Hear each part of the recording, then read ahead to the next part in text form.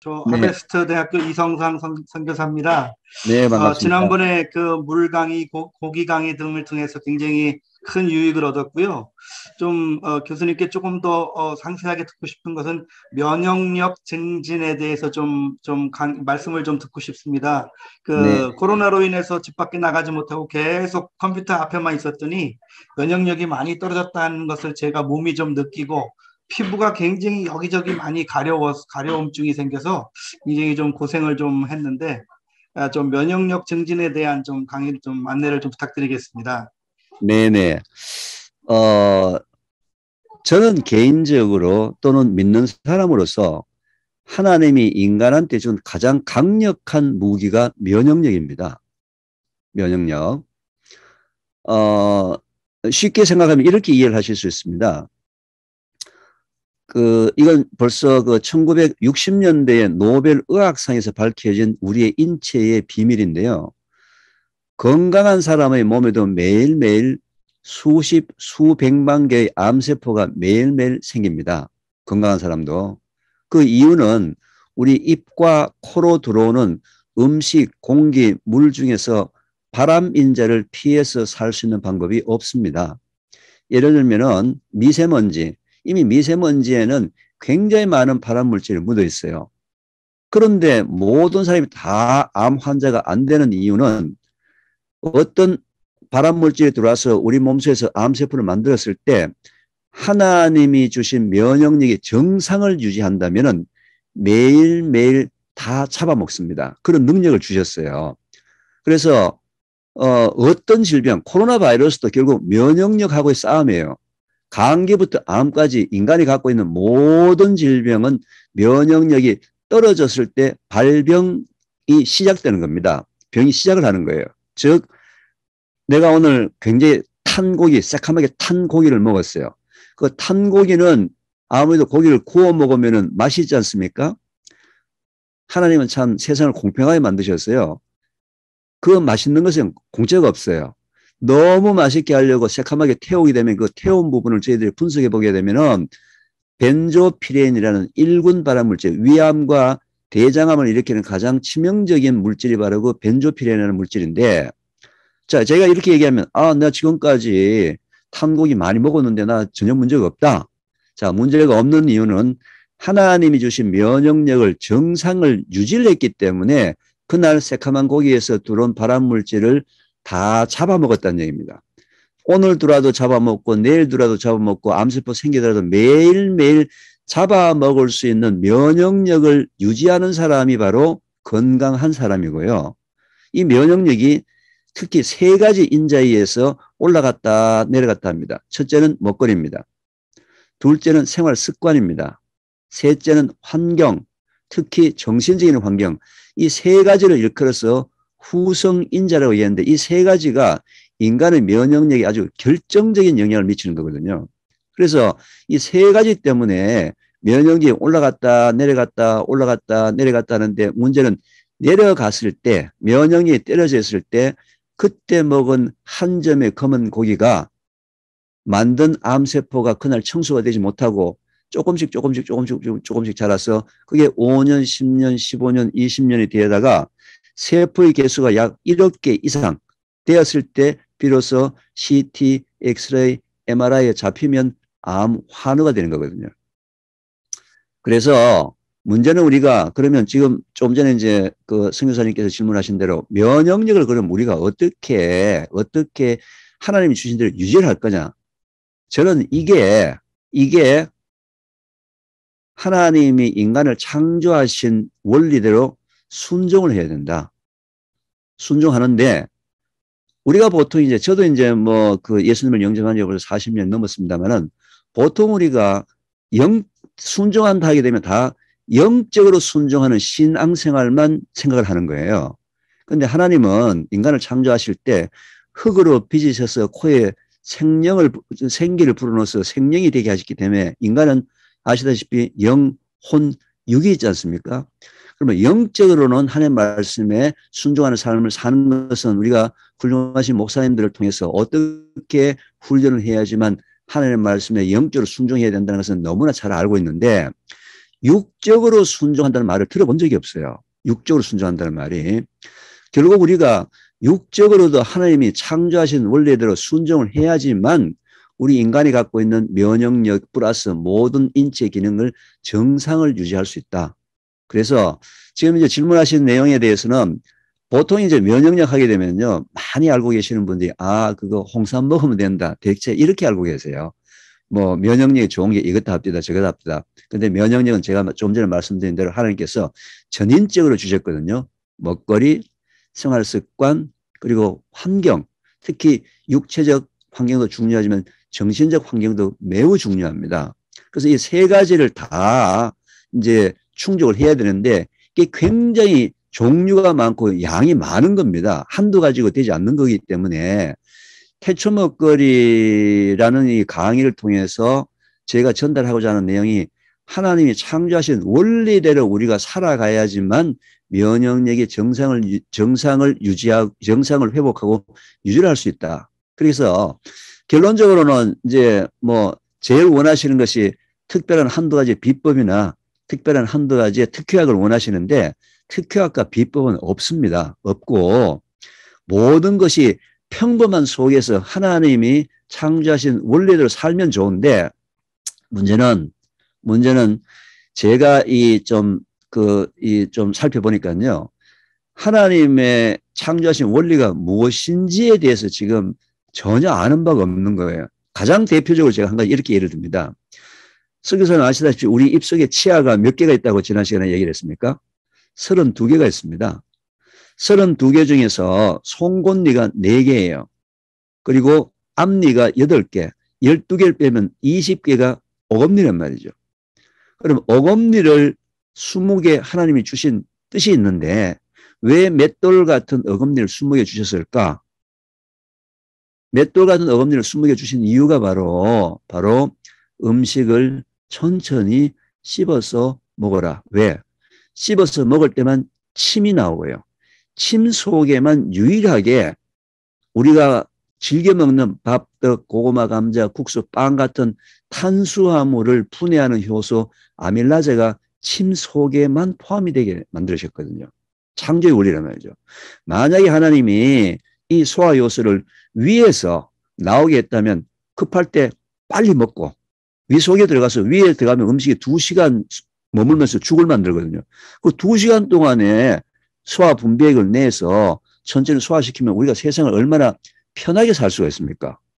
밥 그냥 뭐 꿀떡 삼켜가지고 그냥 위 속에 들어가서 2시간 머물 때 소화시키면 하나님께서는 창조를 그렇게 하지 않으셨고 우리가 즐겨 먹는 탄수화물은 소화 요소가 침에서 나오도록 되어 있고 위는 지방과 단백질을 분해하는 효소 역할 분담을 시켜놨단 말이죠.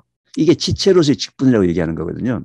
지체로서의 직분으로서 각자 입으로서의 역할, 위는 위로서 역할을 다 만들어놨는데 바쁘다고 돈 벌어야 되겠다고 학원 빨리 가야 되겠다고 밥을 빨리 먹는 그 자체가 하나님의 말씀에 불순종하는 거다 이 말이죠. 자 그러면 하나님의 말씀에 불순종하는 삶을 살게 되면은 자 먹었던 밥이 그냥 위로 내려갑니다. 위는 2시간 동안 주무르는 작업을 해서 죽을 만들어서 소장으로 내려보는데 소장으로 내려갈 때는 이 탄수화물이 분해돼서 포도당이 되어 있어야 되는데 탄수화물 덩어리 짬밥 그대로가 되는 거죠. 짬밥이 되게 되면은 장의 온도가 40도입니다. 축축하죠. 40도면 굉장히 뜨거운 날씨잖아요. 짬밥통이 되면요. 한두 시간만 되면 벌써 썩은 냄새가 나기 시작합니다. 자, 썩은 냄새가 나기 시작하면은 우리가 먹었던 밥이 약이 되어야 되는데 그 먹었던 밥이 지금 장수에 들어가서 독이 되어 있다는 거죠. 독이 되었는데 사람들이 모르고 자꾸 이걸 돌아다니고 하니까 독이 된 거 증거가 뭐다? 방귀 냄새나 변 냄새가 너무 독한 거예요. 왜 방귀 냄새나 변 냄새를 독하게 만들었겠습니까? 내가 먹었던 밥이 지금 약이 된 것이 아니고 독이 되어서 장 속에서 특히 장에는 면역세포의 70 내지 80%가 장에 존재하는데 그 장 속이 부패되기 시작하니까 면역세포의 활동도가 급격히 떨어지면서 면역력이 저하가 되어버리거든요. 그래서 하나님께서 얘야 너 지금 불순종하고 있다. 씹어서 먹어라. 괜스레 옆에 사람 다른 사람 씹지 말고 입속에 들어오는 음식이나 꼭꼭 많이 씹어서 소화 분비를 내는 그 자체가 바로 하나님의 말씀에 순종하는 신앙생활이다.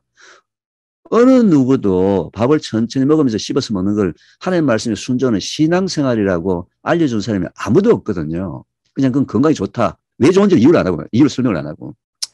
그래서 이제 이런 식으로 제가 태초 먹거리에서 약 100여 가지 이상의 하나님의 창조 원리에 대해서 제가 독학으로 의과대학 공부를 다 했습니다.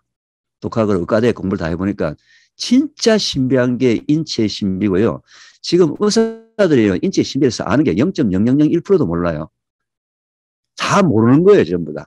어떻게 되는지를 아무도 모르더라고요. 모르고 그냥 나타난 현상학적 해석만 지금 의사들 해놨지, 그게 왜 그런지는 이유를 몰라요. 설명을 할 수가 없어요. 그건 하나님밖에 모를 수 있는 거예요, 그거. 그래서 이제 이런 식으로 되어 있는데, 이제 조금 얘기를 좀 줄이자면요. 자, 그러면은 그렇다 하더라도 내가 좀 급격하게 지금 선교사님 같이 몸이 지금 이제 뭔가 이상이 생기고 면역력이 좀 뭔가 떨어진 것 같은데 급격하게 빨리 갈 수 있는 빠른 길이 없느냐? 항상 산을 올라갈 때도 빠른 길은 있을 수 있죠, 그죠? 한두 가지는 아니지만 빠른 길로 가다 보면은 뭐 돌멩이도 있고 넘어질 수도 있지만 빠른 길은 뭐냐면 결론은 이겁니다. 장 건강이 나쁘면은 일단 면역력이 급격하게 떨어집니다. 장 건강이 나쁘면 급격하게 떨어집니다. 자, 장 건강이 좋은지 안 좋은지 어떻게 아시냐면요. 첫째, 변비나 설사가 심하고 자기 방귀 냄새가 너무 독하고 변 냄새가 너무 독하고 배에서 계속 꾸룩꾸룩 가스도 차고 뭔가 불편하다. 먹었던 음식도 소화도 잘 안 된다. 이러면 장 건강이 좋지 않고요. 피부가 특히 좋지 않게 됩니다. 장 건강이 나쁘게 되면 뭐가 뽀록지도 많이 나고 뭐 피부가 거칠어지고 말이죠. 건조해지고 장에 있는 상태가 피부하고 바로 나타나거든요. 그래서 그걸 급격하게 좀 좋게 하는 부분들은 장을 좋게 하는 음식을 먼저 드셔야 돼요. 첫째. 장을 좋게 하는 음식 하게 되면은 지난 시간에 제가 계속 강의했다시피 다들 유산균을 생각하시는데 유산균은 거의 광고 효과입니다. 유산균은 거의 효과가 없어요. 거의. 너무 약해 빠져가지고 너무 효과가 없고요. 가장 장 건강에 좋은 식품이 저희들 우리나라 전통 발효식품이라고 그랬습니다. 첫째, 채소를 발효시킨 김치. 둘째, 콩을 발효시킨 청국장. 이 두 개가 장 건강에 완벽한 식품입니다.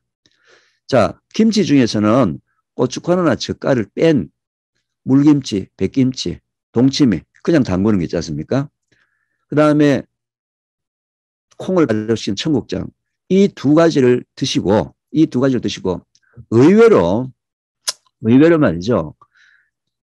제가 그냥 뭐 퍼센테이지는 모르겠지만서도 굉장히 많은 사람들이 의외로 소금량이 부족해서 병이 더 생깁니다. 문제는 소금량이 많아서도 병이 생기지만 많아서 생기는 사람보다는 소금을 적게 먹어서 병의 저 증세가 악화되는 사람 숫자가 저는 더 많다고 생각합니다.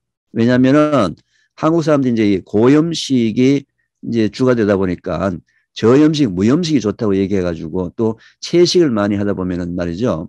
우리 인체에 꼭 필요한 나트륨과 칼륨의 균형. 나트륨은 물을 우리 인체에서 머금고요. 칼륨 물을 뿜어냅니다. 그래서 물을 머금고 뿜어내는 이 작용을 가지고 나트륨, 칼륨이 우리 인체 속에서 수력발전소, 전기를 발생시키고 있거든요. 전기를 발생시키고 있는데 채소의 거의 대부분 다가 나트륨입니다. 아니죠. 칼륨입니다. 그래서 하나님께서 초식동물들, 풀을 먹는 초식동물들은 반드시 정기적으로 소금을 먹도록 만들어놨어요. 소금을, 염소나 양은 반드시 소금을 먹어야지만 건강을 유지를 합니다. 근데 육식동물들은 고기 속에 나트륨이 많이 포함되어 있기 때문에 육식동물들은 절대로 소금을 먹지 않거든요.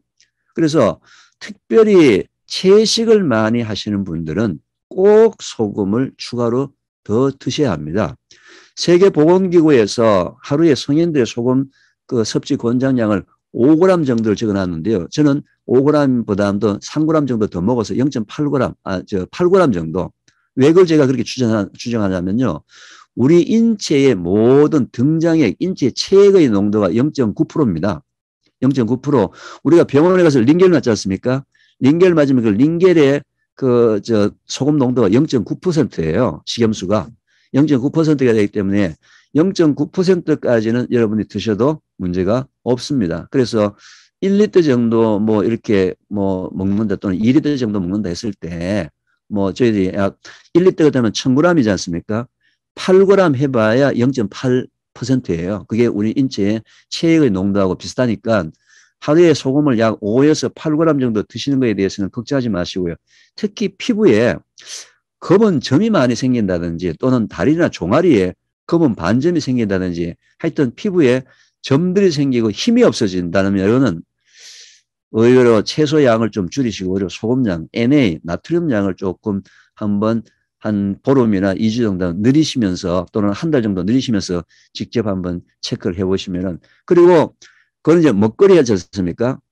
생활 습관 중에 장 건강을 좋게 하는 습관은 절대로 야식을 하시면 안 됩니다. 야식이 장 건강에 가장 나쁩니다. 특히 잠자기 직전에 고기를 먹는 거예요. 장을 밤에 쉬어야 되는데 고기는 우리 몸속에 들어와서 소화 속도가 매우 느리거든요. 그러면 10시, 11시 돼서 고기를 먹고 나면은요. 자기는 자는데 몸은 자는데 장은 계속 새벽 3시, 4시까지 깨어서 계속 장이 활동을 해야 되기 때문에 장에는 면역세포도 쉬어야 되거든요. 쉬어야지 밤에 그래서 하나님이 낮에는 해를 만들고 밤에는 달을 만들고 낮밤을 만드셨단 말이죠. 그런데 장에 있는 면역세포가 밤에도 계속 작동을 하게 되면은 피곤하겠죠. 활동도가 떨어집니다. 그 다음에 생활 습관으로서 가장 좋은 거 장을 출렁출렁하게 하는 마사지 운동을 하려면 걷기. 뛰기도 뭐 뛰기까지 필요 없고요. 그냥 걷기. 걸으면 장이 출렁출렁하면서 장이 계속 활성화 마사지를 하는 역할입니다. 그렇게 하시고 그 다음에 장에 우리 기분 좋으면은 행복하다는 거 세로토닌 호르몬이 있지 않습니까? 이 세로토닌 호르몬이 대사가 적절하게 잘 장에 이 과거에는 머리에서 행복감을 느끼는 세로토닌 호르몬이 나온다. 이렇게 이제 알고 있었는데 연구를 해 보니까 그 세로토닌 호르몬이 장에서 나온다라고 연구 결과가 많이 보고가 되어 있어요. 장이 행복하려면은 하나님께서 원래 그 주신 대로 그 데살로니가전서 5장 16, 17, 18절에서 주신 말씀 같이 항상 기뻐하라. 짜증나는 일이 있고 신경질 나는 일이 있고 세상사가 마음에 안 들고 모든 게 다 불편하지만 항상 기뻐하라. 기뻐해야지만 장 속에 있는 장의 면역세포가 활동도가 올라가고 정상을 유지하는 방법이거든요. 그래서 이제 얘기가 좀 길어졌습니다만은 선교사님한테 제가 바로 시급하게 말씀드릴 것은 아까 제가 말씀드린 물김치, 그 다음에 청국장, 그 다음에 물 드시는 건 적절하게 드셔야 되고요. 그 다음에 씹는 거 천천히 씹으시고, 그 다음에 걷기 하시고, 소금을 조금 늘리시고, 우선 이렇게라도 한번 해보시고, 이렇게 좀 해보시면 지금보다는 조금 더 좋아지지 않으실까. 그 다음에 또 나머지는 또 계속 얘기가 너무 길어지니까요. 계속 길어지기 때문에 우선 요것만 한번 말씀드리겠습니다.